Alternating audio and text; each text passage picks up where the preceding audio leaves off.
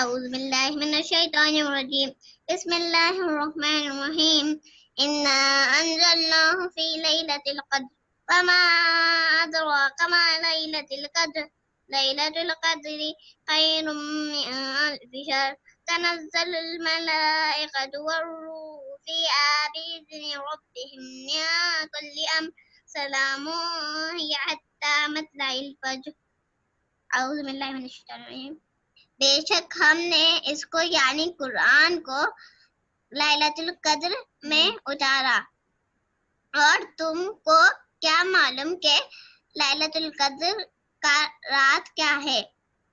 لیلۃ القدر 1000 مہینوں سے بھی بہتر ہے۔ اس رات میں فرشتے اور روح الامین اپنے رب کے حکم سے ہر امر خیر کو لے کر اترتے ہیں۔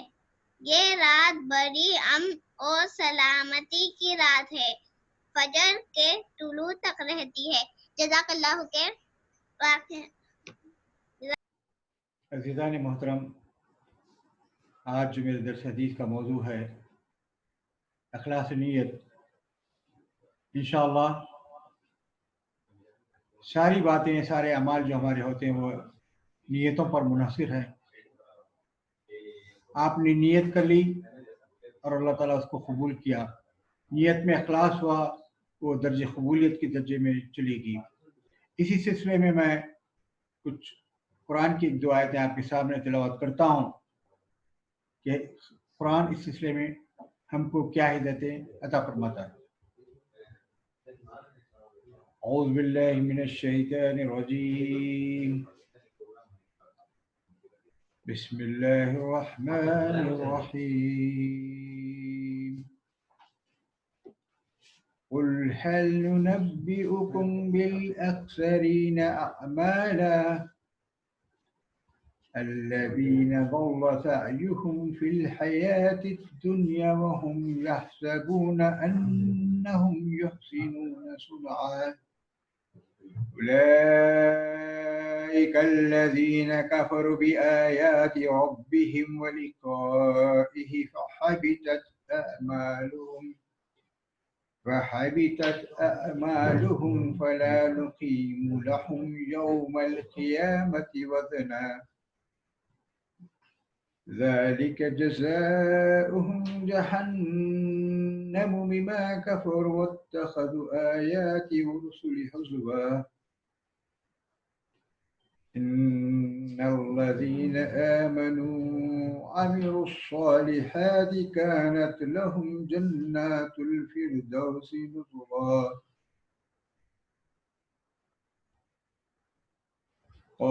خالدين فيها لا يبغون عنها حولا۔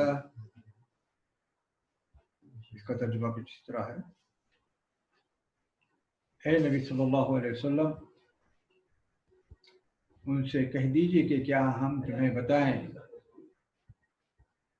کہ اپنے اعمال میں سب سے زیادہ ناکام و نامراد لوگ کون ہیں؟ وہ کہ دنیا کی زندگی میں جن کی ساری جد و جہد راہ راستے بھٹکی رہی اور سمجھتے رہے کہ وہ سب کچھ ٹھیک کر رہے ہیں، یہ وہ لوگ ہیں جنہوں نے اپنے رب کی آیات کو ماننے سے انکار کیا اور اس کے حضور پیشی کا یقین نہ کیا، اس لیے ان کے سارے اعمال ضائع ہو گئے۔ قیامت کے روز ہم انہیں کوئی وزن نہیں دیں گے، ان کی جزا جہنم ہے، ان کی جزا جہنم ہے اس کفر کے بدلے جو انہوں نے کیا، اور اس مذاق کی پاداش میں جو میری آیات میرے رسولوں کے ساتھ کرتے رہے۔ البتہ وہ لوگ جو ایمان لائے اور جنہوں نے نیک عمل کیے، ان کی میزبانی کے لیے فردوس کے باغ ہوں گے جن میں وہ ہمیشہ رہیں گے، کبھی اس جگہ سے نکل کر کہیں جانے کو ان کا جی نہ چاہے گا۔ کچھ انگلش کا ترجمہ بھی سن لیجیے، کیونکہ ہمارے پاس انگلش ٹیسٹ جو ہیں وہ انگلش کا ترجمہ بھی سننا پسند کریں گے. Say, O Muhammad sallallahu alayhi wasallam, shall we tell you the greatest loser in respect of the deeds? Those whose efforts have been invested in this life while they thought they are acquiring a good by their deeds. They are those who deny the ayat, proofs, evidence, verses, lessons, signs, revelations, etc. of their Lord and the meeting with Him in the hereafter. So their works are in vain. And the day of resurrections, we shall not give them any weight. That shall be their recompense, hell, because they disbelieved and took my ayat, proofs, evidence, verses, lessons, signs, revelation, extra, and my messengers by way of jest and mockery. Verily, those who believe in the oneness of Allah and go righteous deeds shall have the garden of Al-Firdaus, paradise, for their entertainment, wherein they shall dwell forever. No desire will they have to remove therefrom. یہ آیتیں تھی سورۃ الکہف کی آیت number 103 سے میں نے آپ کے سامنے تلاوت کی، اور ترجمہ 103 سے 108. اس آیت مبارکہ میں اگر آپ غور کریں کتنی پیاری بات ہم کو بتائی جا رہی ہے.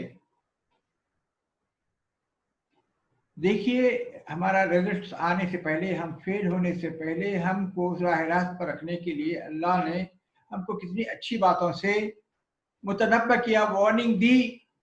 جیسا کہ کوئی شخص کہہ رہا ہے کہ دیکھو آگے روڈ خراب ہے، آپ تھوڑا سا سیدھے راستے سے جائیے بجائے اس کے ڈائیورشن لینے کی وجہ، کیونکہ وہاں کچھ آپ کو یا آپ کی گاڑی کو نقصان پہنچ سکتا ہے.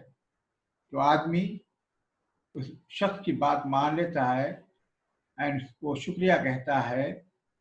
He pays thanks to him that he showed him, he warned him and guided him to go on the straight path.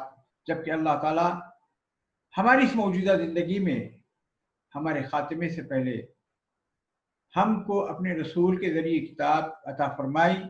پھر کتاب حکمت میں انسان کو اس کی زندگی گزارنے کا طریقہ بتایا، اور اس میں کہا دیکھیے میں اپنی زندگی میں کوشش کرتا ہوں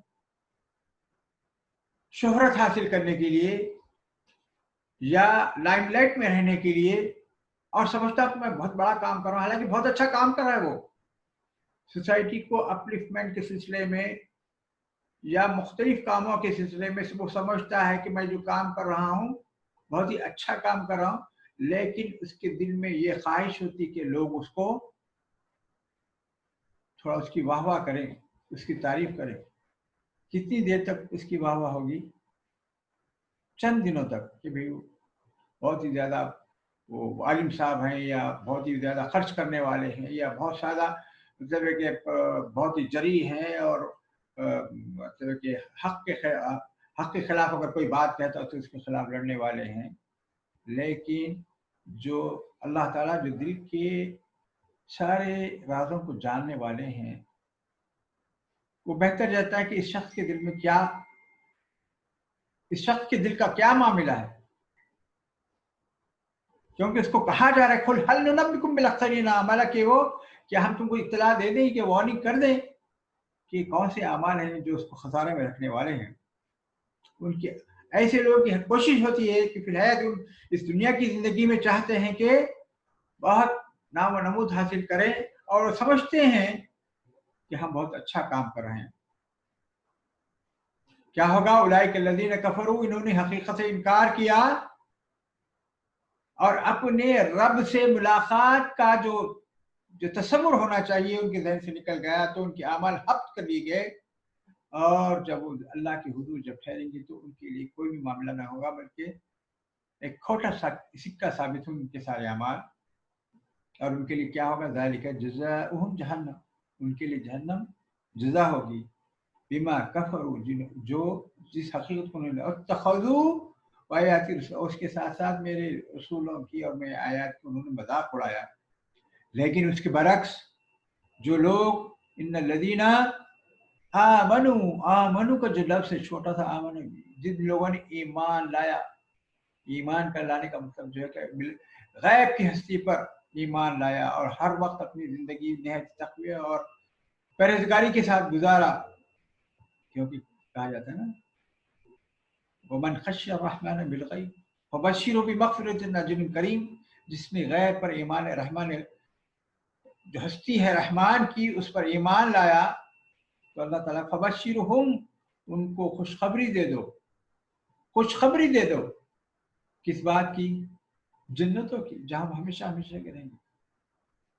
اس جنت میں جب اللہ تعالیٰ اپنے فضل و کرم سے داخل فرمائیں گے تو ہم فیہا خالدون، وہ ہمیشہ ہمیشہ وہیں رہیں گے، اور فیہا لا یبغون عنہا ولا، اور وہاں سے وہ نکلنا بھی نہیں چاہیے، کیونکہ اتنی بہترین نعمتوں سے ان کو اللہ تعالیٰ نے سرفراز فرمایا۔ عزیزان گرامی، اسی سلسلے میں اللہ کے رسول صلی اللہ علیہ وسلم نے بھی کچھ باتیں کچھ حدیث کے ذریعے، حدیث بھی سنا دیتا ہوں، کس طریقے سے انسان کے اخلاص کی نیت کے سلسلے میں اللہ تعالیٰ اور اللہ کے رسول نے جو باتیں بتائی ہیں اس پر، تو اصل میں یہ جو حدیث میں آپ کے سامنے جو میں پیش کر رہا ہوں یہ اصلاح و تربیت کے سلسلے میں ہے، نہایت اہم حدیث ہے۔ حضور نبی کریم صلی اللہ علیہ وسلم کا ارشاد ہے کہ نیک اعمال کا دار و مدار نیت پر ہے، اگر نیت ٹھیک ہوگی تو اس کا ثواب ملے گا ورنہ نہیں ملے گا۔ کوئی عمل چاہے وہ کتنا بھی نیک ہو، اس کا اجر آخرت میں صرف اسی صورت میں ملے گا جب کہ وہ خدا کی خوشنودی کے لیے کیا گیا ہو۔ اگر اس کا عمل محرک اور اس کا عمل کا ہماری جو انٹینشن ہے دنیا طلبی ہو، دنیا میں واہ واہ کا معاملہ ہو، تو آخرت کے بازار میں کوئی قیمت نہیں لگے گی۔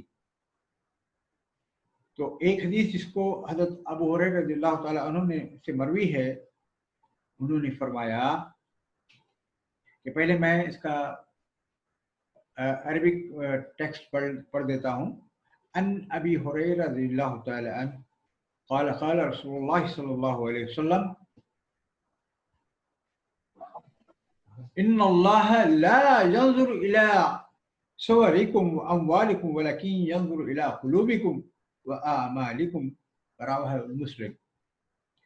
حضرت ابو ہریرہ رضی اللہ تعالیٰ عنہ سے مروی ہے، انہوں نے فرمایا رسول اللہ صلی اللہ علیہ وسلم نے کہ اللہ تمہاری شکل و صورت، تمہارے مال کو نہ دیکھے گا بلکہ تمہارے دلوں اور تمہارے اعمال کو دیکھے گا۔ اور اس کے بعد اگر آپ اجازت دیں تو میں آپ کو ایک طویل حدیث سناتا ہوں کہ اس میں 3 کیریکٹر پیش کیے گئے ہیں، اور یہ 3 کیریکٹر وہ ہیں جو اپنی اعمال کے حساب سے ایک پیک اس پر سے، وہ حدیث ایک طویل حدیث ہے جس کو مسلم سے روایت کی گئی ہے، صحیح مسلم سے، کیونکہ بخاری شریف کے بعد مسلم وہ حدیث کی وہ کتاب ہے جو بہت زیادہ مسلم ورلڈ میں اتھینٹک مانی جاتی ہے۔ تو اس کا میں اصل میں عربک ٹیکسٹ پڑھنا چاہتا تھا، بہت ہی پیاری حدیث ہے، اور انشاءاللہ اجازت فرمائیں۔ عن ابی ہریرہ رضی اللہ تعالی عنہ قال سمعت رسول اللہ صلی اللہ علیہ وسلم يقول ان اول الناس يقضى يوم القيامة عليه رجل استشهد فأوتي بها فعرفها نعمها فعرفها قال فما عملت فيها قال قاتلت فيك حتى استشهدوا قالت كذبت ولكنك قاتلت لأن يقال جريء فقد قيل ثم أمر به فسحب على وجهه حتى ألقي في النار ورجل تعلم علم وعلمه وقرأ القرآن فأوتي به فعرفه نعمه فعرفها قال فما عملت فيها قال تعلمت علما وعلمته وقرأت فيك القرآن قال كذبت لكنك تعلمت ليقال هو عالم وقرأت القرآن ليقال هو قارئ وقد قيل ثم أمر به فسحب على وجهه حتى ألقي في النار ورجل وسع الله عليه وأعطاه من أصناف المال فأتي بها فعرف نعمه فعرفها قال فما عملت فيها قال ما تركت من سبيل قال ما تركت من سبيل تحب أن ينفق فيها إلا أنفقت فيها لك قال كذب ولكنك فعلت لي قال هو جواد فقد قيل ثم أمر به فسحب على وجهه ثم ألقي في النار رواه مسلم. عزیزان گرامی یہ بہت ہی جھنجھوڑنے والی حدیث ہے جس میں 3 کریکٹر پیش کیے گئے ہیں جنہوں نے سمجھا کہ ہمارے جو اعمال ہیں بہت زیادہ ہیں لیکن اللہ جو دل کے راز کو جاننے والا ہے. کس طریقے سے آپ اس کا اردو کا ترجمہ سن لیجئے شاید آپ کو وضاحت کے ساتھ یہ بات سمجھ میں آ جائے اور اللہ تعالی ہم کو اس ریاکاری سے بچائے ہمارے اعمال میں اخلاص عطا فرمائے. حضرت ابو ہریرہ رضی اللہ تعالیٰ عنہ فرماتے ہیں کہ میں نے رسول اللہ صلی اللہ علیہ وسلم کو یہ فرماتے سنا قیامت کے دن سب سے پہلے ایک ایسے شخص کے خلاف فیصلہ سنایا جائے گا جس نے شہادت پائی ہوگی. اس خدا کی عدالت میں حاضر کیا جائے گا پھر خدا اسے اپنے سب نعمتیں یاد دلائے گا اسے سب نعمتیں یاد آ جائیں گی. تب پوچھے گا اللہ تعالیٰ ان سے تو نے میری نعمتیں پا کر کیا کام کیا؟ تو وہ عرض کرے گا میں نے تیری خوشنودی کے خاطر تیرے دین سے لڑنے والوں کے خلاف جنگ کی یہاں تک کہ میں نے اپنی جان دے دی. خدا اس سے کہے گا تو نے بات غلط کہی ہے میری خاطر جنگ کی تو نے صرف اس لیے جنگ کی اور جان بازی دکھائی کہ لوگ تو جری اور بہادر کہیں سو دنیا میں تجھے اس کا صلہ مل گیا. پھر حکم ہوگا کہ اس مرد شہید کو منہ کے بل گھسیٹتے لے جاؤ اور جہنم میں ڈال دو. چنانچہ اسے جہنم میں ڈال دیا جائے گا. پھر ایک دوسرا شخص خدا کی عدالت میں پیش کیا جائے گا جو دین کا عالم و معلم اور قرآن کا قاری ہوگا. اسے خدا اپنی تمام نعمتیں یاد دلائے گا اسے سب نعمتیں یاد آ جائیں گی. تب اس سے کہا جائے گا ان نعمتوں کو پا کر تو نے کیا عمل کیے؟ وہ عرض کرے گا خدایا میں نے تیرے دین کے خاطر دین سیکھا تیری خاطر دوسروں کو تعلیم دی تیری خاطر قرآن مجید پڑھا. خدا تعالیٰ فرمائے گا تم نے جھوٹ کہا تم نے اس لیے علم سیکھا کہ لوگ تمہیں عالم کہیں قرآن اس غرض سے تم نے پڑھا کہ لوگ تمہیں قرآن کا جاننے والا کہیں سو تمہیں دنیا میں اس کا صلہ مل گیا. پھر حکم ہوگا کہ اس کے چہرے کے بل گھسیٹ چلے جاؤ اور جہنم میں پھینک دو.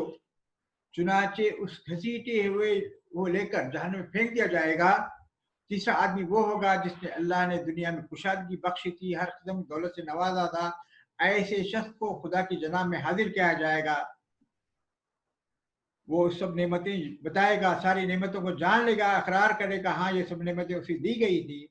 تب اس سے اس کا رب پوچھے گا کہ میری نعمتوں کو پا کر تو نے کیا کیا؟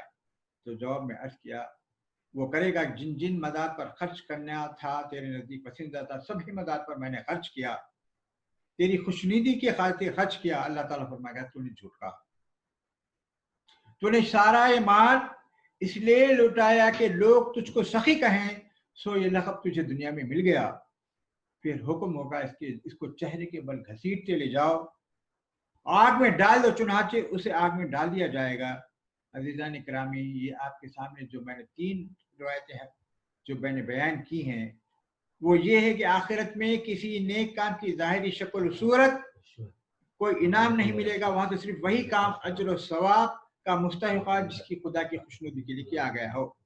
बड़े से बड़ा नेकी का काम अगर इसलिए किएगा कि दूसरे लोग खुश हों, दुनिया वाह वाह कहे, तो अल्लाह के अमल अल्लाह के सामने उसकी मीज़ान में वो खोटा बल्कि जाली सिक्का करार पाएगा। ना ऐसा ईमान वहाँ काम आएगा, ना ऐसी इबादत।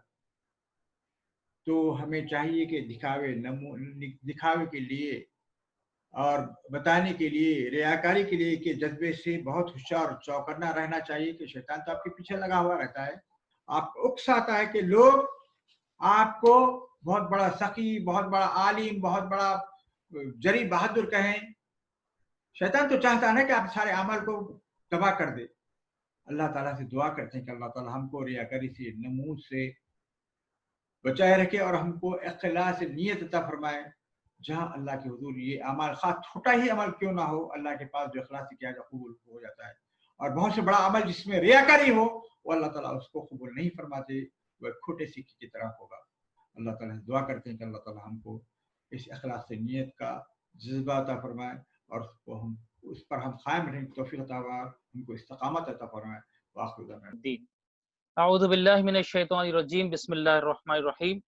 इन्नल मुस्लिमीना वल मुस्लिमात वल मुमिनीना वल मुमिनात वल खानितीना वल खानितात वस्सादिकीना वस्सादिकात वस्साबिरीना वस्साबिरात वल खाशिईना वल खाशिआत वल मुतसद्दिकीना वल मुतसद्दिकात वस्साइमीना वस्साइमात वल हाफिदीना फुरूजहुम लिहाफिज़ात वज़्ज़ाकिरीना अल्लाह कसीरन वज़्ज़ाकिरात अअद्दल्लाहु लहुम मग़फ़िरतन व अजरन अज़ीमा। वक़ाल रसूलुल्लाह सल्लल्लाहु अलैहि वसल्लम मन ज़ाक़ ताअमल ईमान मन रज़िया बिल्लाहि रब्बन व बिमुहम्मदिन रसूलन सल्लल्लाहु अलैहि वसल्लम वल इस्लामी दीनन। काबिल एहतराम और अजीज बुजुर्गों, नौजवान साथियों, हैदराबाद के गालिबन शेख यूनिट एक जमात का एक हल्का है, उससे मुताल्लिक़ीन तमाम अहबाब, मर्दो हज़रात, ख़वातीन, अस्सलामु अलैकुम वरहमतुल्लाहि वबरकातुहू। मैं सबसे पहले अल्लाह का शुक्र अदा करता हूँ कि अल्लाह ताला ने इन मुश्किलात में भी एक दूसरे से रब्त रखने और एक दूसरे के साथ गुफ्तगू करने, एक दूसरे से इस्तिफ़ादा करने के अल्लाह ताला ने जो मौक़े फ़राहम किया है, अल्लाह का बेहद एहसान और शुक्र है। अभी मोहतरम अमीर मक़ामी का दर्स कुरान मैं भी समाअत कर रहा था। अल्लाह ताला उनकी उम्र दराज करे। जिन हलक़ों में, जिन इलाक़ों में ऐसे बुज़ुर्ग हज़रात हैं, वाक़ई बहुत बड़ी चीज़ है। उनकी क़दर होनी चाहिए, उनसे भरपूर इस्तिफ़ादा करते रहना चाहिए और उनके हक़ में हम हमेशा दुआ करते रहना चाहिए। अल्लाह ताला उनकी उम्र दराज करे, उनकी सेहत और तंदुरुस्ती बाक़ी रखे और बेहतर सेहत और तंदुरुस्ती अता फ़रमाए। अज़ीज़ों, ये जो अय्याम बड़ी तेज़ी से गुज़र गए और कुछ दिन नहीं बल्कि कुछ घंटे इस माह मुबारक के बाकी रह गए हैं। यकीनन माह मुबारक का इंतज़ार बड़ी शिद्दत से होता है, इसलिए कि उसके फ़यूज़ व बरक़ात, उसकी नेकियां, उसका सवाब, उसका अजर, वो जो मौसम में खैर है, उसका बड़ी शिद्दत से इंतज़ार होता है। और यकीनन हमारे पास बहुत सारे प्रोग्राम बनते हैं, ये करेंगे, वो करेंगे, और अल्लाह ताला तौफ़ीक़ भी देता है और बहुत कुछ हम कर भी सकते हैं, करते भी हैं। लेकिन जैसे ये इख्तिताम को पहुँचता है, बहुत ही गम और बहुत ही अफ़सोस होता है कि और भी हमें वक़्त लगाना चाहिए था, और भी मेहनत करना चाहिए था, और भी लगन और जुस्तजू के साथ इस महीने को लूटना था, इस महीने के फ़यूज़ व बरक़ात को, नेकियों को, और भी इससे फ़ैज़याब होना था। ये हम सबका एहसास होता है। लेकिन मायूसी कुफ़्र है, ला तक़नतू मिन रहमतिल्लाह। मायूसी कुफ़्र है, लेकिन इस वक्त इस बात की ज़रूरत है कि जो कुछ हमने किया उसके कबूलियत की दुआ बहुत ज़रूरी है। करके भूल ना जाएं, बल्कि ये फ़िक्र लाहिक़ होनी चाहिए कि जो नमाज़ें, जो तिलावत, जो सदक़ात, जो ज़िक्र व अस्कार, जो तौबा और इस्तिग़फ़ार और रातों का जागना, नींद की कुर्बानी देना, बहुत कुछ अल्हम्दुलिल्लाह। बिलख़ुसूस तहरीक इस्लामी में हम मुंसलिक होने की वजह से इनफ़रादी के अलावा फिर लॉकडाउन में भी हमने अल्हम्दुलिल्लाह तहरीक के अफ़राद को अल्लाह ने बहुत कुछ ख़िदमत ख़ल्क़ का موقع بھی دیا ہے، دعوت کا بھی موقع دیا ہے، گھر میں بیٹھے سوشل نیٹ ورک کے ذریعے سے بھی ہم نے بہت سارے کام کیے ہیں، لیکن ضرورت اس بات کی ہے کہ اس کے قبولیت کی دعا ہم کو کرنا چاہیے۔ دیکھیے حضرت ابراہیم علیہ السلام اور اسماعیل علیہ السلام کی جو سنت رہی ہے کعبۃ اللہ کو تعمیر کرنے کے بعد، حالانکہ دنیا کا سب سے بڑا کام ہے، دنیا کا سب سے بڑا کارنامہ ہے کعبۃ اللہ کی دیواریں کھڑی کرنا، کعبۃ اللہ کی تعمیر کرنا، اس سے بھی بڑا شرف کیا ہو سکتا ہے؟ لیکن ابراہیم اور اسماعیل علیہ السلام نے کعبۃ اللہ کی تعمیر کرنے کے بعد وہ جو دونوں ہاتھ اٹھا کر جو دعا آپ دونوں نے کیا ہے، ربنا تقبل منا انک انت السمیع العلیم وتب علینا انک انت التواب الرحیم، اے ہمارے رب ہمارے اس کار خیر کو تو قبول مجھے میں معافی چاہتا ہوں، آپ کا وائس تھوڑا لو آ رہا کرتے، تھوڑا آواز سے بات کریے۔ اچھا ٹھیک ٹھیک اس لیے کہ کسی کے چہرے وہرے نظر نہیں آ رہے تو میں ہے نا، ٹھیک ہے، یہ ابھی ٹھیک ہے آواز؟ ابھی شاید ٹھیک ہے۔ جی جی۔ تو حضرت ابراہیم و اسماعیل علیہ السلام نے جو دعائیں کی، اس دعا کا اہتمام ہم کو کرنا چاہیے۔ جو بھی ہم لوگوں نے اچھے کام کیے، خیر کے کام کیے، نیکی کے کام کیے، اس کے قبولیت کے لیے، اور اس کے باوجود بھی کچھ کوتاہیاں، کمزوریاں اور ہم سے کچھ غفلت ہوئی ہیں تو اللہ تعالیٰ سے گڑ گڑا کر توبہ کرنا چاہیے، معافی مانگنا چاہیے۔ سورہ احزاب کی ایک آیت میں نے آپ کے سامنے تلاوت کی۔ اس آیت میں کچھ کوالٹیز بتائے گئے ہیں، کچھ صفات بتائے گئے ہیں کہ اہل ایمان کے کیا خد و خال ہونے چاہیے، ان کے کیا کوالٹیز ہونے چاہیے، ان کے کیا اخلاق ہونا چاہیے۔ بظاہر یہ جب یہ آیتیں نازل ہوئی، اس سے پہلے سورہ احزاب کی تھوڑا سیاق میں آپ جائیں گے، کچھ آیتوں سے پہلے جائیں گے تو وہاں پر امہات المؤمنین کو خطاب کیا گیا کہ النبی کی بیویاں کس طرح سے ہونی چاہیے، پردے کا اہتمام کس طرح سے کریں، گھر میں رہنے کے آداب، گھر سے نکلنے کے آداب، یہ تمام چیزیں بتائی گئی ہیں۔ اس کا یہ مطلب نہیں ہے کہ قرآن مجید کی جو باتیں آئی ہیں وہ اس وقت کے لیے محدود ہیں، بلکہ میں اور آپ اچھی طرح سے جانتے ہیں کہ یہ عموماً بات سب کے لیے ہے۔ بظاہر خطاب امہات المؤمنین سے ہے، بظاہر خطاب صحابہ کرام سے ہے، لیکن یہ قیامت تک جب بھی آئیں گے اہل ایمان ان سب کے لیے بتائے گئے ہیں۔ یہاں اس آیت میں جو بات آئی ہے، مسلمان مرد، مسلمان عورتیں، مومن مرد، مومن عورتیں، اور فرما بردار مرد، فرما بردار عورتیں، سچے راست باز مرد، راست باز عورتیں، صبر کرنے والے، اللہ کے سامنے جھک جانے والے، سچ بولنے والے اور سچ پر ڈٹے رہنے والے، روزہ رکھنے والے مرد و خواتین، اور اپنے شرم گاہوں کی حفاظت کرنے والے، اور کثرت سے اللہ کو یاد کرنے والے، 10 صفات بتائے گئے ہیں۔ اس کا مطلب یہ ہے کہ جن لوگوں نے ایمان لایا تھا اس زمانے میں جب یہ آیتیں نازل ہوئیں، جس وقت اہل ایمان جب یہ نازل ہوئی تو اہل ایمان کو بطور نمونہ، بطور ماڈل پیش کیا گیا ساری عالم کے سامنے، ساری دنیا کے سامنے، دیکھو ایمان لانے والوں کی یہ کوالٹیز ہوتے ہیں۔ صحابہ اکرام نے اس کو انفرادی طور پر بھی اور اجتماعی طور پر بھی ایک معاشرے کی جو تشکیل دی، جو تصویر پیش کی کہ ایمان لانے کے بعد فرد، گھر اور سوسائٹی اور معاشرہ کس طرح سے تبدیل ہوتا ہے، کس طرح سے اس کی تشکیل ہوتی ہے، کس طرح سے اس کی تصویر بنتی ہے، یہ پیش کیا صحابہ کرام نے۔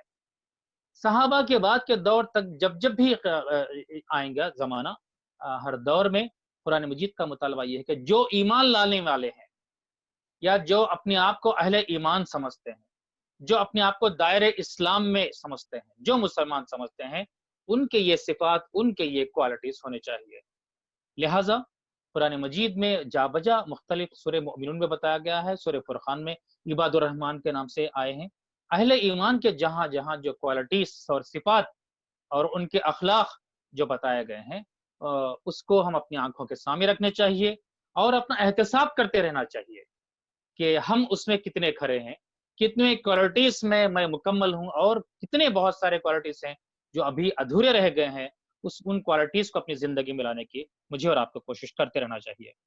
دیکھیے ان آیتوں سے ایک تھوڑی کچھ آیتوں پر، غالباً 14-15 آیتیں پہلے ایک آیت آتی ہے वमा काना लिमुमिनिन वला लिमुमिनतिन इदा खदल्लाहु व रसूलुहु अमरन अन यकुन लहुमुल खियरा मिन अमरिहिम वमन यअसिल्लाह व रसूलहु फक़द ضل ضلاला बईदा। मोमिन मर्द को ये इख्तियार नहीं है कि जब अल्लाह ताला और अल्लाह के रसूल ने कोई फैसला सादिर कर दिया, कोई फैसला सुना दिया, तो फिर किसी भी मामले में उनको कोई इख्तियार नहीं है। जो अल्लाह और उसके रसूल से की नाफरमानी करते हैं वो बहुत बड़ी गुमराही में मुब्तला हो जाएंगे। इस आयत और इस आयत का पस मंजर मैं आपको बताता हूँ। ये आयत उस वक्त नाजिल हुई, अभी जो मैं आपके सामने पेश किया, वमा काना लिमुमिन वला मुमिनतिन, बाकी हमारी आंखें खोलने के लिए काफी है, हमारे ईमान को मजबूत करने के लिए ये पस मंजर और ये वाक़या काफी है। हम अल्लाह की तरफ पलटने, अल्लाह की तरफ रुजू होने और इस बात का ये बनाने के लिए कि हम मुकम्मल अहले ईमानों में से हमारा शुमार हो। अल्लाह के नबी सल्लल्लाहु अलैहि वसल्लम के पास एक गुलाम थे, हजरत ज़ैद रजी अल्लाह तआला अन्हु। अल्लाह के नबी सल्लल्लाहु अलैहि वसल्लम ने आज़ाद कर दिया, आज़ाद करदा गुलाम थे, लेकिन अल्लाह के नबी सल्लल्लाहु अलैहि वसल्लम उन्हें अपना बेटा मुंह बोला बेटे की तरह उन्होंने तरबियत की, जिम्मेदारी भी थी। हजरत ज़ैद रजी अल्लाह तआला अन्हु के शादी की फिक्र हुई अल्लाह के नबी सल्लल्लाहु अलैहि वसल्लम को। आपने सोचा, गौर फिक्र किया, तो हजरत ज़ैद अलैहिस्सलाम का, ज़ैद रजी अल्लाह तआला का रिश्ता हजरत ज़ैनब बिन्त जहश रजी अल्लाह तआला अन्हा के पास भेजते हैं, जो आपके फुफेरी बहन है, फुफू की बेटी है हजरत ज़ैनब। हजरत ज़ैनब खुरैश खानदान की हैं और बड़े मालदार खातून हैं, बहुत ही नाज़ो नेमत में, बहुत से शान और शौकत में उनकी परवरिश हुई है, घराना भी बहुत ही आलिशान घराना है। जब ये रिश्ता हजरत ज़ैद रजी अल्लाह तआला अन्हु का अल्लाह के नबी साहब ने भेजा, तो पूरा खानदान गौर फिक्र में बैठ गया। हजरत ज़ैनब की शान शौकत कुछ अलग है दुनियावी लिहाज से, बज़ाहिर हर कोई इसी तरह से देखते हैं। खानदान माल के एतबार से, स्टेटस के एतबार से, कई एतबार से, इसलिए कि उस जमाने में गुलामा को जो तसव्वुर था पूरी तरह से खत्म नहीं हुआ था। जो रिश्ता आया है वो एक आजाद करदा गुलाम का रिश्ता आया है।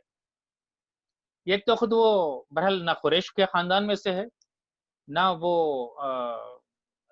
दूसरे क्या कहते हैं उसको, जरा जो स्टेटस, जरा ज्यादा स्टेटस वाला खानदान और कबीला हो सकता है, मशहूर मारूफ वो भी नहीं है, और ना ही मालदार है। बज़ाहिर गौर फिक्र में बैठ गए और कुछ बन नहीं पड़ा। उसके बाद ये आयत नाजिल होती है और तकरीबन सब लोगों का इरादा था कि इस रिश्ते को इनकार कर देंगे, और सभी लोगों का ये तकरीबन फैसला ये हो चुका था कि इस रिश्ते को हम नहीं कर सकते। हम अपनी बच्ची को एक आज़ाद करदा गुलाम को नहीं कर दे सकते। बच्ची का मुस्तकबिल है, बच्ची की खुशियां हैं, बच्ची की आरजुएं, तमन्नाएं और बहुत कुछ है, और उसका मुस्तकबिल है, ये हम नहीं कर सकते। इस तरह से कुछ गुफ्तगू हुई, डिस्कशन हुआ, तो ये आयत नाजिल होती है। तो बुनियादी तौर पर सहाबा इकराम का जो जज्बा ईमान और अमल के हवाले से जो बात आपको रखना चाहता हूँ, प्रैक्टिकली हम अगर महसूस करें कि इस एतबार से और कई पहलुओं से पूरा खानदान बैठकर सोचे, उसके बाद फिर ये बात सामने आए कि ये चीज अल्लाह और उसके रसूल को पसंद नहीं है, तो कितने घर, कितने लोग इस बात को कबूल करने के लिए तैयार हो जाते हैं कि जो फैसला हमने किया था वो अल्लाह और उसके रसूल की मर्जी के खिलाफ है, लिहाजा हम अपने फैसले को बदलेंगे। प्रैक्टिकली ऐसा मुश्किल है। बहुत सारे लोगों को ख्याल भी नहीं आता, कोई याद भी दिला दे तो उसको नजरअंदाज कर देते हैं। वहां पर घर वाले, घर के बड़े और उनका खानदानी रस्म और रिवाज, उनका स्टेटस, उनकी शोहरत, ये सब चीजें गालिब आ जाती हैं और फैसले होते हैं। लेकिन जब ये आयत नाजिल हुई, हजरत ज़ैनब रजी अल्लाह तआला अन्हा, उनकी माँ और उनके खानदान वालों के सामने जब ये बात आई कि अल्लाह और उसके रसूल के हुक्म के आगे, उनके फैसले के सामने फिर किसी को इख्तियार नहीं, और ये रिश्ता भेजने वाले अल्लाह के रसूल सल्लल्लाहु अलैहि वसल्लम, सबको शर्मिंदगी होती है, सबको पशेमानी होती है, सब नदामत का इजहार करते हैं और फौरन हजरत ज़ैद रज़ी अल्लाह तआला अन्हु के रिश्ते को कबूल कर लेते हैं। मोहतरम सामीन, बज़ाहिर ये एक ایک واقعہ ہے، ایک مثال ہے. صحابہ کرام کی زندگیاں ایسے نمونوں سے بھری پڑی ہیں. الحمدللہ تحریک اسلامی کی سے وابستگی کی وجہ سے آپ کی زندگی میں، ہماری زندگی میں سب آتے ہیں. ایسا عمل ہم نے بھی کیا ہوگا، ایسا ثبوت ہم نے بھی پیش کیا ہوگا، لیکن اس بات کو ہم ہمیشہ سامنے رکھیں کہ اللہ اور اس کے رسول کے فیصلے، اللہ اور اس کے رسول کے حکم کے آگے کوئی چیز نہیں ہے. یہ صحابہ کرام کا تر امتیاز تھا، یہ صحابہ کرام کی سب سے بڑی خصوصیت تھی. کتنے گناہوں میں وہ لطف تھے، کتنے گناہوں میں وہ ڈوب چکے تھے، کیسے کیسے غلطیاں اور عادتیں، ان کے ہیبٹ اور ہابیز ہوا کرتے تھے. لیکن جب اسلام آیا تو اسلام کے سامنے انہوں نے اپنی خواہشوں کو، اپنی تمناؤں کو، اپنی عادتوں کو، اپنی ہابیز کو، اپنے ہیبٹس کو، ان سب چیزوں کو بدل ڈالی. چوری کو چھوڑ دیا، ڈکیتی کو چھوڑ دیا، جنگ و دجال کو چھوڑ دیا، سارے شراب کو چھوڑ دیا، زنا کو چھوڑ دیا، جوے کو چھوڑ دیا، غلط رسم و رواجوں کو چھوڑ دیا، سب کچھ چھوڑ دیا. ان کی زندگی میں صرف ایک ہی چیز تھی، وہ یہ ہے کہ ہمارے جینے کا طریقہ، ہماری زندگی گزارنے کا طریقہ وہ اسلام ہے. ان المسلمین والمسلمات. اسلام کا مطلب یہ ہے کہ اسلام کا مطلب صرف عقیدے کے حد تک نہیں ہے کہ ہم اللہ کو ایک مانیں، صرف یہاں تک اسلام نہیں ہے. اور اسلام یہ نہیں ہے کہ رمضان کے روزے کس طرح سے رکھیں، اعتکاف کس طرح سے ہو، نماز مسجدوں میں نمازیں کس طرح سے ادا کی جائیں، عبادات کے حد تک بھی اسلام نہیں ہے. اسلام یہ ہے، صحابہ کرام کی زندگیوں میں جو نمونہ ملتا ہے وہ یہ ہے ان المسلمین والمسلمات، کہ پوری زندگی گزارنے کا طریقہ وہ اسلام ہے. کھانا بھی ہے تو اسلام کیا کہتا ہے، پینا بھی ہے تو اسلام کیا کہتا ہے، غسل کرنا بھی ہے تو ہمارا دین کس طرح سے غسل کرنے کا حکم دیا ہے. ایک مرتبہ حضرت سلمان فارسی رضی اللہ تعالیٰ عنہ، وہ فارس سے آئے تھے، مکے میں خیر آئے، وہ اسلام قبول کیے، مکہ میں رہنے لگے. ایک مرتبہ ایسا ہوا کہ کہیں دور باہر حاجت ہوئی تو پیشاب کر رہے تھے بیٹھ کر. ایک کافر، ایک مشرک مکے کا دیکھتا رہا حضرت سلمان فارسی رضی اللہ عنہ. فارغ ہونے کے بعد پوچھا، یا سلمان کہ کیا اتنی بڑی شرافت سے اور ادب سے تم بیٹھ کر رہے تھے؟ شاید مکہ میں یہ طریقہ نہیں رہا ہو، سب لوگ بڑی حیوانیت کے ساتھ اور بے ادبی کے ساتھ کر رہے ہوں. حضرت سلمان فارس وہ شخص یہ سمجھنے لگا کہ یہ فارس کا طریقہ ہے، فارس والے اس طرح سے کرتے ہیں. اس نے یہ کہا کہ فارس تم یہ کیا کر، سلمان تم یہ کیا کر رہے ہو؟ حضرت سلمان فارسی رضی اللہ عنہ نے کہا کہ یہ میرے مصطفیٰ صلی اللہ علیہ وسلم کا بتایا ہوا طریقہ ہے، یہ میرے نبی حضرت محمد مصطفیٰ صلی اللہ علیہ وسلم کا بتایا ہوا طریقہ ہے. اس نے طنزاً کہا، مذاق اڑاتے ہوئے کہا، اچھا تو تمہارے نبی یہاں پر بھی گائیڈ لائنز دیتے ہیں، یہاں بھی تمہیں بتاتے ہیں کہ کیا کرنا اور کس طرح سے کرنا ہے، یہ بھی ضروری ہے کہ تم یہاں بھی تم اپنے نبی کے بتائے ہوئے طریقے پر چلو. دیکھیے سوچ کا فرق ہے. حضرت سلمان فارسی رضی اللہ اتنے اعتماد کے ساتھ جواب دیتے ہیں، اور اتنے اعتماد کے ساتھ اور اطمینان کے ساتھ، ہاں ہمارے نبی صلی اللہ علیہ وسلم یہاں بھی طریقہ بتاتے ہیں کہ ہم کو کیا کرنا چاہیے. یہاں بھی نہیں، اور بہت ساری چیزوں میں، پرائیویٹ لائف میں بھی، پرائیویٹ زندگی میں بھی ہم اللہ کے نبی حضرت محمد مصطفیٰ صلی اللہ علیہ وسلم کے بتائے ہوئے طریقے پر عمل کرتے ہیں. یہ ہے اسلام. دین اسلام کا مطلب یہ ہے کہ جو مسلمان ہے دین اسلام کو اس طرح سے دیکھتا ہے. ٹھیک ہے معلوم نہیں ہے، بات معلوم نہیں تھی، کرتے رہے الگ بات ہے، لیکن اس کا نظریہ، اس کا تصور یہ ہوتا ہے کہ اسلام ایک مکمل نظام حیات ہے. ایک کاڑی، ایک پتہ یہاں سے ادھر ڈالنا بھی ہے، تو اگر اسلام اس کا طریقہ بتاتا ہے تو اسی طریقے کے حساب سے مجھے کرنا ہے. اسی لیے قرآن بھی بتاتا ہے کہ افلا کیا ہے، یا ایھا الذین آمنوا افتؤمنون ببعض الکتاب وتکفرون ببعض. سورہ بقرہ کی آیت ہے، افتؤمنون ببعض الکتاب وتکفرون ببعض. کیا تم قرآن کے ایک حصے پر ایمان لاتے ہو اور دوسرے حصے کو انکار کرتے ہو؟ جہاں تمہیں پسند ہے وہاں تم چلتے رہے، جہاں تمہیں گراں گزرتا ہے، جہاں تمہیں مشکل لگتا ہے، جہاں تمہیں ٹف لگتا ہے، وہاں تم اس کا انکار کر دیتے ہو، اس کو نظر انداز کر دیتے ہو. نہیں، بلکہ کہا گیا یا ایھا الذین آمنوا ادخلوا فی السلم کافہ، اے مسلمانوں، ایمان لانے والو، دین میں مکمل داخل ہو جاؤ. لہٰذا اسلام کے حوالے سے جو بات میں آپ کو بتانا چاہتا ہوں وہ یہ ہے، اسلام کا معنی ہے سلامتی. سلامتی، سلامن کے معنی سلامتی، اصل مطلب یہ ہے اس کا کہ سلامن کا مطلب یہ ہے کہ آدمی ایسے سیفٹی زون میں آ جائے، ایسے محفوظ جگہ میں آ جائے کہ اس کو کسی بھی قسم کی مصیبت اور بلا کا ڈر نہ ہو۔ اسلام کے دائرے میں آنے کا مطلب یہ ہے کہ اب وہ عقیدے کے اعتبار سے، عمل کے اعتبار سے، عبادت کے اعتبار سے، رسم و رواج کے اعتبار سے ان تمام چیزوں سے وہ محفوظ ہو گیا کہ اس کے بعد پھر اس کے تقدیر میں پھر جنت ہے، جہنم سے چھٹکارا، دنیا کی مصیبتوں سے، دنیا کی بلاؤں سے، غلط عقیدوں سے، غلط رسم و رواج سے وہ اپنے آپ کو محفوظ کر لیا۔ اسلام ایک ایسا خلا ہے جہاں غلط نہیں ہے، جہاں جھوٹ نہیں ہے، جہاں دھوکہ نہیں ہے، جہاں غلط عقیدہ نہیں ہے، جہاں شرک نہیں ہے، صرف توحید ہے۔ یہ ساری چیزیں اسلام کے دائرے میں آتی ہیں۔ لہٰذا اسلام کا مطلب یہ ہے کہ ہم اسلام کے ماننے والے کا مطلب یہ ہے کہ اسلام کو ایک مکمل دین سمجھیں اور اس مکمل دین کے طرز کو اپناتے ہوئے اپنی زندگی کو اس میں اسلام کی روشنی میں ڈھالنے کی کوشش کریں۔ ایک دو باتیں اور مثالیں میں آپ کے سامنے پیش کرتا ہوں، وہ یہ ہے کہ اللہ کے نبی صلی اللہ علیہ وسلم نے اسلام کو اور مسلم کو اس طرح سے سمجھایا ہے۔ اللہ کے نبی صلی اللہ علیہ وسلم نے فرمایا مسلم اس اونٹ کی طرح ہے جس کا مالک اونٹ کو رسی، اس کے گلے میں رسی ڈال کر کسی کھونٹے کو گاڑ دیا، وہ خامخواہ زبردستی وہاں سے بھاگنے کی کوشش نہیں کرے گا۔ پھر جب اس کا مالک وہاں سے کھولے گا اور رسی پکڑ کر جہاں جہاں لے جائے گا، جہاں بٹھائے گا، جہاں کھڑائے گا، جہاں چرائے گا، جہاں بھگائے گا، اس کی اطاعت کرتا ہے جو اونٹ۔ اس طرح سے ایک مسلم کی مثال ہے۔ اللہ کے نبی صلی اللہ علیہ وسلم نے مسلمان کی جو مثال اس اونٹ کے ذریعے سے دی ہے کہ اس رسی کو توڑ کر پھلانگنے کی کوشش نہیں کرتا، وہ مالک کی اطاعت کرتا ہے۔ مالک جب باندھ دے دیتا ہے تو وہاں بیٹھ جاتا ہے، مالک جب اس کو کھولتا ہے تو پھر وہ نکلتا ہے، مالک جہاں لے جاتا ہے جاتا ہے، جہاں بٹھاتا ہے بیٹھتا ہے، جہاں بھگاتا ہے بھاگتا ہے، جہاں چراتا ہے کھاتا ہے۔ اس لحاظ سے اس طریقے سے اسلام کو سمجھیں کہ اللہ تعالیٰ ہماری زندگی اللہ تعالیٰ کے ہاتھوں میں ہے، اللہ تعالیٰ کے قانون کے مطابق ہے۔ جہاں اللہ تعالیٰ کرنے کا حکم دیتا ہے، جہاں نہیں کرنے کا حکم، اس کی ہم پابندی کریں۔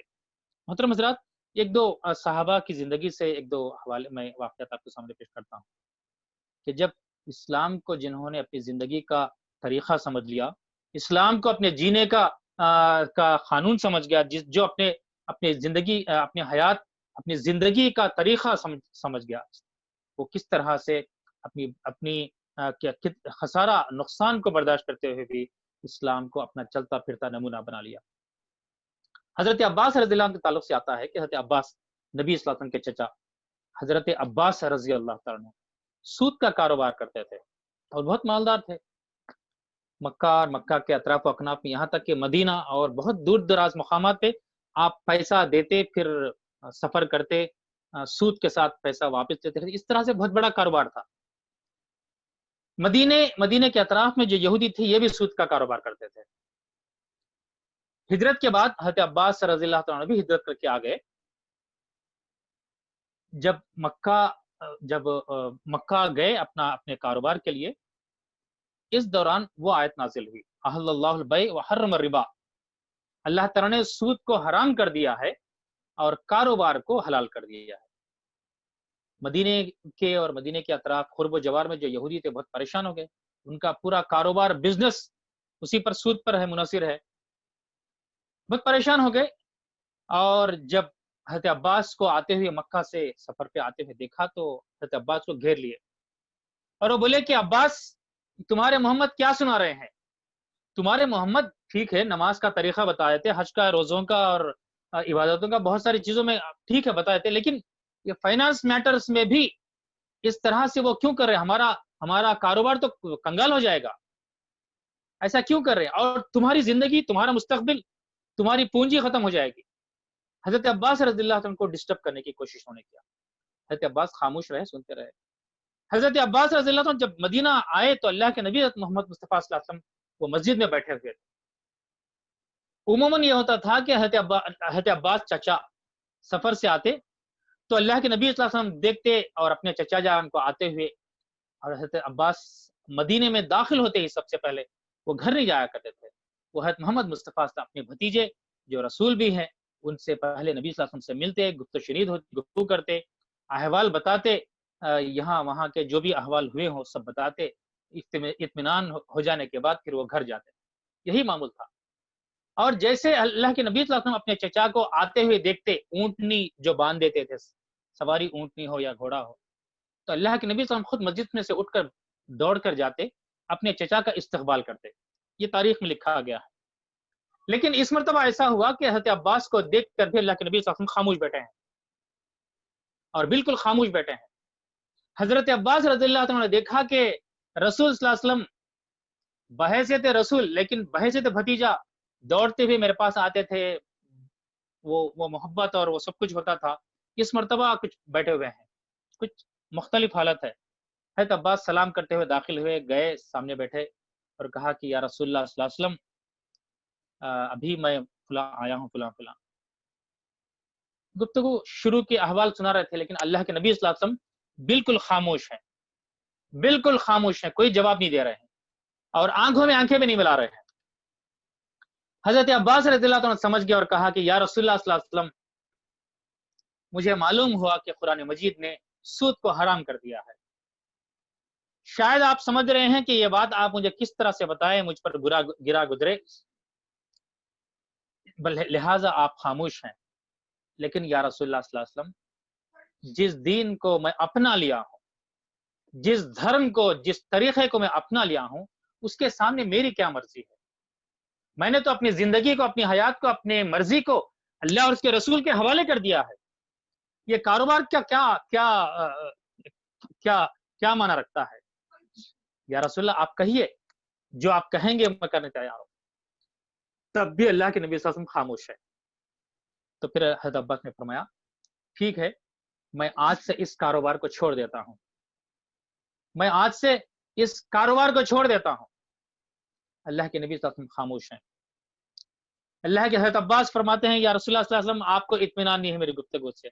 चलिए मैं बात ये कहता हूं कि हमारे पूरे खानदान से पूरा सूद माफ है, जहां तक भी मदीना भी, मक्का भी, मदीने के अतराफ अपना भी, जहां जहां भी मुझे सूद जो आना बाकी है, मैं उसको से बरी हूं, मैं माफ कर देता हूं। अल्लाह के नबी सल्लल्लाहु अलैहि वसल्लम तब भी खामोश है। हज़रत अब्बास कहते हैं कि या रसूलल्लाह, ठीक है, आपको इत्मीनान नहीं है, चलिए मैं ये ऐलान करता हूं कि इस कारोबार में मेरा जो असल है और सूद है, मैं सब माफ करता हूं। आज से मैं उस कारोबार को छोड़ देता हूं। ये वो मिसाल है। बज़ाहिर एक वाकया किस्सा मालूम होता है, लेकिन आप फील करके देखिए, अपने कारोबार को छोड़ देना और अपने पूरे मालो मता को कुर्बान कर देना कोई मामूली बात नहीं है। लेकिन जिन लोगों ने दीन को अपना तरीका, जिंदगी गुजारने का तरीका समझा, इसलिए कि उस तरीके से ही गुजारना है जिससे अल्लाह और उसका रसूल राजी होता है, उसके बाद ही उसकी कामयाबी है। लिहाजा इन बातों को हम सामने रखें।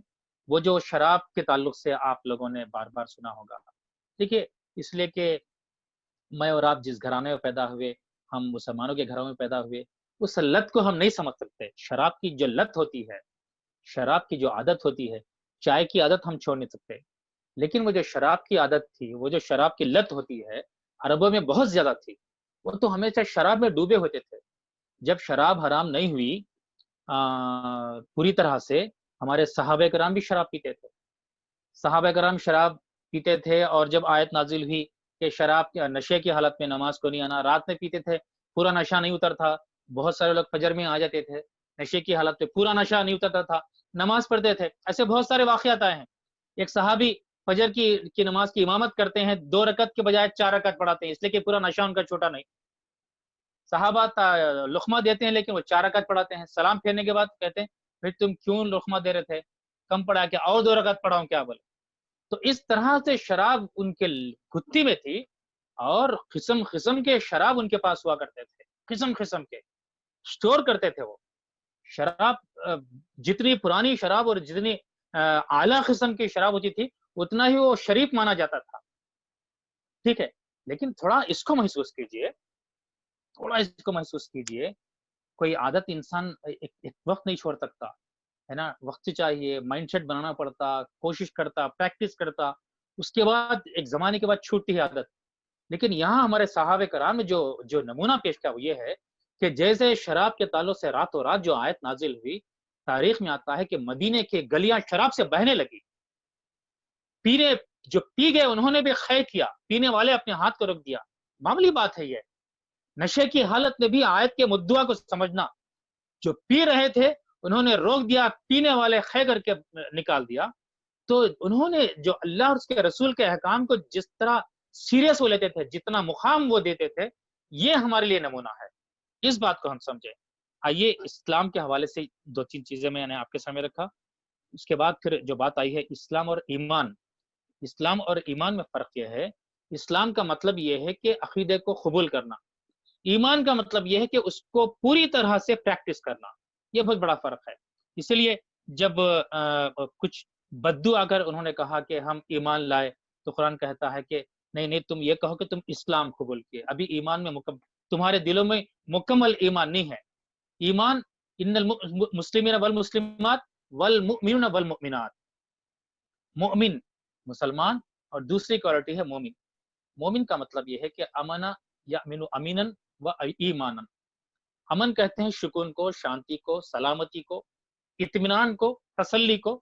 اور ایمان کہتے ہیں یقین کو، پختہ یقین کو.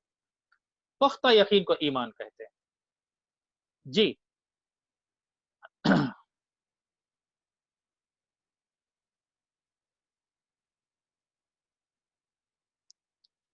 مومن وہ ہوتا ہے، مومن اللہ اور اس کے رسول کے احکام کو من و ان قبول کرنے والا. اللہ اور اس کے رسول کو من و ان قبول کرنے والا مومن ہوتا ہے. اس کی عقل میں سمجھ میں آئے یا نہ آئے، اس کی مرضی کے مطابق ہو یا نہ ہو، اس کی منشا کے مطابق وہ حکم آیا ہو نہ ہو، ہر اعتبار سے ان تمام چیزوں کو بازو رکھ کر اللہ نے کیا کہا اور اللہ کے رسول نے کیا کہا، اس کو قبول کرتے ہوئے زندگی گزارنے کا نام ایمان ہے. جی تو یہ ایمان ہے. اسی لیے کہا اللہ کے نبی ذاق طعم الایمان من من من قال من رضی باللہ ربا وبالاسلام دینا وبمحمد رسول صلی اللہ علیہ وسلم. ایمان کی حلاوت، ایمان کی مٹھاس اس کو ملے گی جو اللہ کو رب مان لے اور اسلام کو اپنی زندگی کا طریقہ سمجھ لے اور محمد صلی اللہ علیہ وسلم کو رسول مان لے. رسول کا مطلب صرف اتنا نہیں ہے کہ دل میں محبت ہو، تقدس ہو، نام آئے تو اللہ کی چوم لے، صرف اتنا نہیں ہے. رسول کا مطلب یہ ہے کہ میری زندگی کا کوئی بھی ایسا عمل اللہ کے رسول کی زندگی کے مطابق نہ ہو تو مجھے بدلنا ہے. اللہ کے رسول صلی اللہ علیہ وسلم کی زندگی کے مطابق مجھے ڈھالنا ہے. اللہ کے نبی صلی اللہ علیہ وسلم کی احادیث سے مجھے محبت ہو. اللہ کے نبی محمد مصطفیٰ صلی اللہ علیہ وسلم کے فرامین سے مجھے محبت ہو اور اس کو اپنی زندگی میں نافذ کرنے کی کوشش کرے، اس پر عمل پیرا ہونے کی کوشش کرے. یہ ایمان ہے، یہ مومن ہے. اسلام اور ایمان میں فرق یہ ہے کہ اسلام داخل ہونے کا نام ہے اور ایمان مکمل قبول کر لینے اور مکمل اپنی زندگی میں اس کو نافذ کرنے کا نام ہے.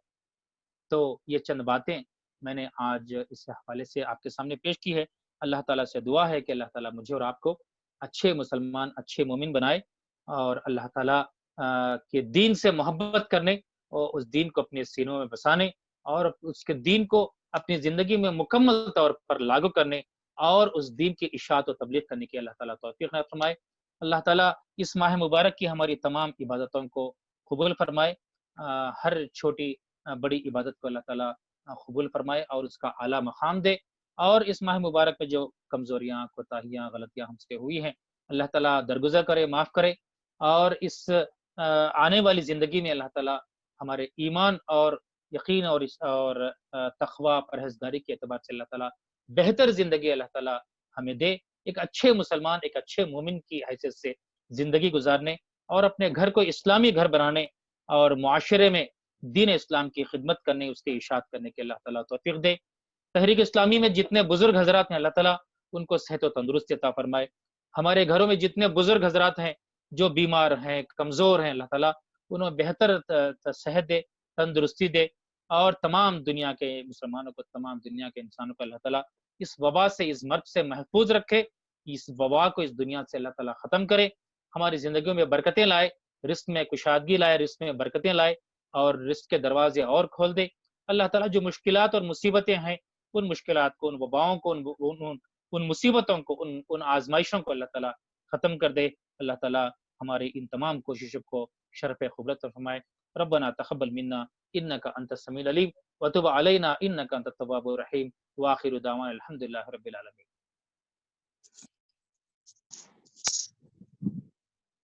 طاقوں میں سجایا جاتا ہوں، آنکھوں سے لگایا جاتا ہوں، طاقوں میں سجایا جاتا ہوں، آنکھوں سے لگایا جاتا ہوں، تعویذ بنایا جاتا ہوں، دھو دھو کے پلایا جاتا ہوں،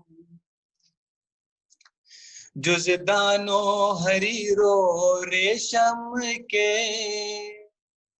اور پھول ستارے چاندی کے، جزدانو حریر و ریشم کے اور پھول ستاروں چاندی کے، پھر عطر کی بارش ہوتی ہے، خوشبو میں بسایا جاتا ہوں، پھر عطر کی بارش ہوتی ہے، خوشبو میں سجایا جاتا ہوں، جس طرح سے طوطا مینا کو کچھ بول سکھائے جاتے ہیں، جس طرح سے طوطا مینا کو کچھ بول سکھائے جاتے ہیں، اس طرح پڑھایا جاتا ہوں، اس طرح سکھایا جاتا ہوں، اس طرح پڑھایا جاتا ہوں، اس طرح سکھایا جاتا ہوں، دل سوز سے خالی رہتے ہیں، آنکھیں ہیں کہ نم ہوتی ہی نہیں، دل سوز سے خالی رہتے ہیں، آنکھیں ہیں کہ نم ہوتی ہی نہیں، کہنے کو تو ایک ایک جلسے میں پڑھ پڑھ کے سنایا جاتا ہوں، کہنے کو تو ایک ایک جلسے میں پڑھ پڑھ کے سنایا جاتا ہوں، جب قول و قسم لینے کے لیے تکرار کی نوبت آتی ہے، جب قول و قسم لینے کے لیے تکرار کی نوبت آتی ہے، پھر میری ضرورت پڑتی ہے، ہاتھوں پہ اٹھایا جاتا ہوں، پھر میری ضرورت پڑتی ہے، ہاتھوں پہ اٹھایا جاتا ہوں، یہ مجھ سے عقیدت کے دعوے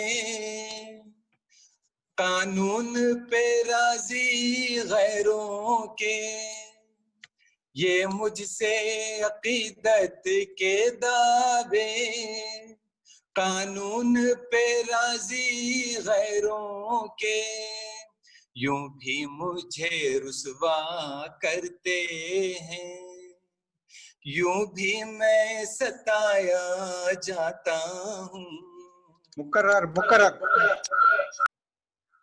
یوں بھی مجھے رسوا کرتے ہیں، یوں بھی میں ستایا جاتا ہوں، طاقوں میں سجایا جاتا ہوں، آنکھوں سے لگایا جاتا ہوں، تعویذ بنایا جاتا ہوں، دھو دھو کے پلایا جاتا ہوں۔ جزاک اللہ خیر۔